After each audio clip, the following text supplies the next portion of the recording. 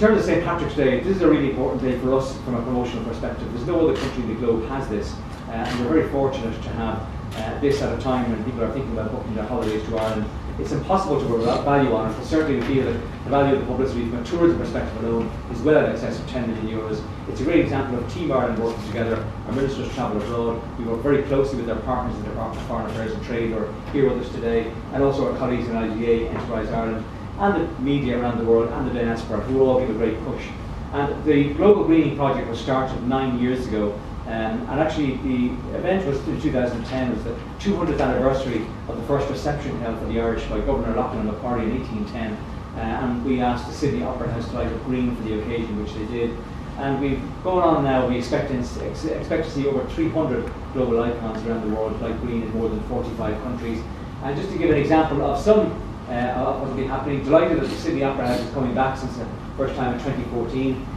Again, a huge opportunity for us. This is a stadium, the Mammoth Stadium in Bilbao, the home of Atletico of Bilbao, which actually where the Heineken Cup will be played in May. And also we've got a flight now, which has been announced all year round by Aer Lingus from Bilbao to Dublin. So it gives us a great local opportunity just to promote Ireland around that time in March as well.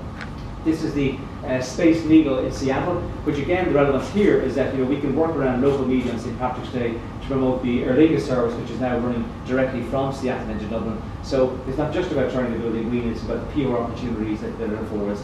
It'll be joining ones that we had before. There's a lovely picture of the Stack Kerr last year on St. Patrick's Day under a full moon. The Empire State Building, which has been there since the beginning.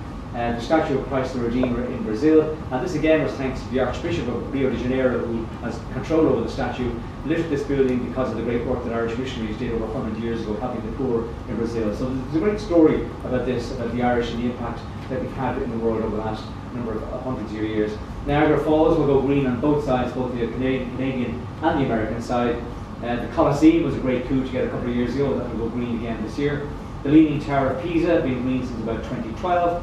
The London Eye, there's just too many to show, but these are just some of the major ones. I didn't think years ago that Nelson's Pillar in London would go green, and this year the fountains in Trafalgar Square are going to light up green as well, which is a nice tribute to the Irish. And that's the over in the Beert windmill over in the Netherlands too.